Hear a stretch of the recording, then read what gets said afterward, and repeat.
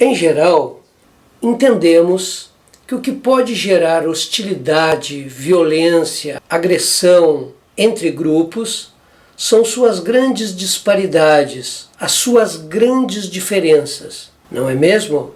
Freud, realizando suas observações, suas pesquisas sobre a relação entre indivíduos e grupos, identificou justamente o contrário.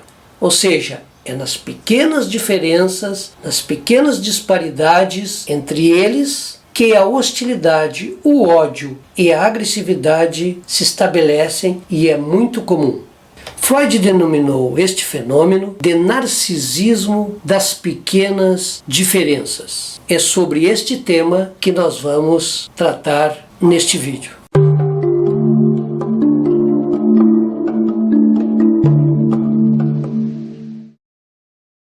O conceito de narcisismo das pequenas diferenças foi introduzido por Freud em 1918 num texto chamado O Tabu da Virgindade. Depois, ele tratou desse tema em Psicologia das Massas e Análise do Eu, em 1921, já em 1930, em Mal-Estar na Civilização, ou Mal-Estar na Cultura, ele retoma, e por fim, vai trabalhar com o narcisismo das pequenas diferenças, em Moisés e Monoteísmo, em 1939. Com o conceito de narcisismo das pequenas diferenças, Freud procurou compreender o fenômeno de manipulação do sentimento de estranheza, ou seja, a diferença do outro. Daí acabou se voltando para o campo sociopolítico. O narcisismo das pequenas diferenças está na base da constituição tanto do eu, do outro e do nós. No limite, visa preservar o narcisismo da unidade, do eu, do grupo. Em Psicologia das Massas e Análise do Eu, Freud trata do narcisismo das pequenas diferenças, mas sem denominar este fenômeno. E ele faz isso quando toma como referência a parábola do Arthur Schopenhauer sobre os porcos espinhos, ouriços friorentos que se aproximam a fim de aplacar o frio e logo eles se machucam ao espetarem seus espinhos uns nos outros e precisam novamente se afastarem. Com esse exemplo, Freud nos mostra que o ser humano, mesmo sendo portador de hostilidade e de ódio no seu interior, ele sente a necessidade de companhia. Ele precisa se aproximar um dos outros, para assim poder viver em comunidade. No entanto, é necessário, segundo Freud, uma distância considerável entre eles para manterem as suas unidades bem protegidas, sem que essas se destruam mutuamente. Essa passagem dos porcos espinhos permitem perceber que a necessidade de aproximação com seu semelhante, que você ama, que você odeia, é tão vital quanto a necessidade de afastamento. O narcisismo das pequenas diferenças busca constituir e manter a unidade que se mantém justamente a partir dessas diferenças. Não sou espanhol porque sou português. Não sou de direita porque sou de esquerda. Não sou flamenguista porque sou fluminense. Não sou gremista porque sou do time do Internacional. Ou seja, pelas pequenas diferenças, um grupo inveja o outro, repudia, difama e o ataca. Os indivíduos reunidos em grupo, que Freud vai tratar, precisa, segundo ele, eleger um objeto externo, seja grupo, situação, pessoa, com a finalidade de atacar como um inimigo, e faz isso para se proteger da sua própria agressão, de sua própria hostilidade, a fim de se manter coeso.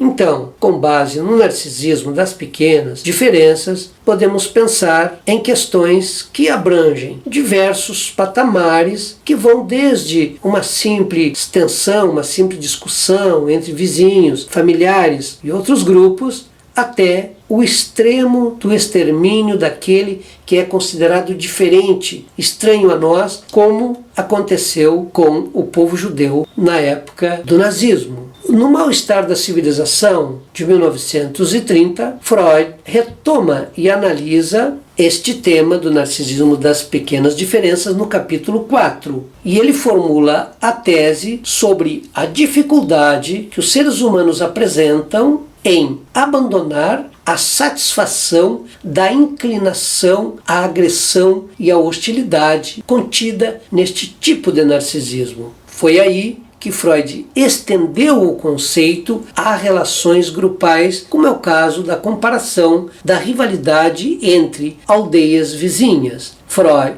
ressalta que a possibilidade de descarga do ódio, da hostilidade, da agressividade a grupos rivais é um fator fundamental para a sobrevivência harmônica entre elementos de um grupo, ou de um grupo propriamente. Para que esta agressividade, então, não seja descarregada em seu próprio interior, assim garantindo que o grupo não se desagregue. Freud também questiona em Mal-Estar na Cultura o conhecido mandamento judaico-cristão que diz: amarás o próximo como a ti mesmo.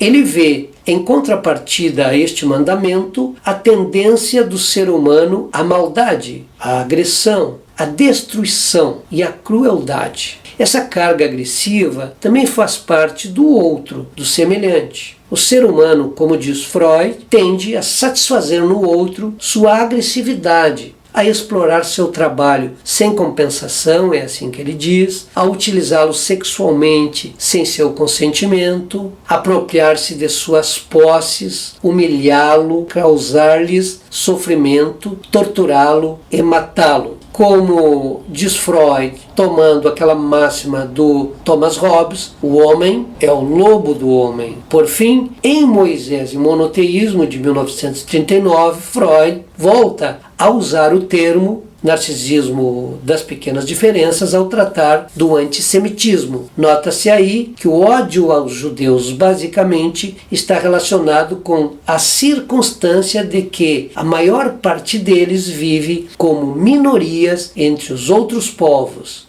As especulações sobre a origem estranha do monoteísmo judaico fez com que Freud desenvolvesse suas ponderações relativas à intolerância, à alteridade, ocasionadas pelo ódio a esse outro, estranho, diferente. Esse ódio, considerando a metáfora do judeu, o ancestral, fez com que Freud recuperasse e usasse em Moisés e Monoteísmo o conceito de narcisismo das pequenas diferenças, sobretudo ao considerar as diferenças ou as pequenas diferenças entre povos e o povo errante, o povo judeu, por exemplo.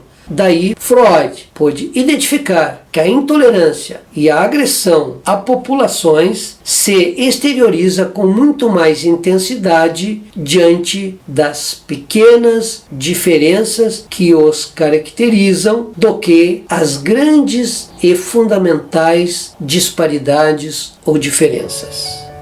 Até o próximo vídeo. Eu volto.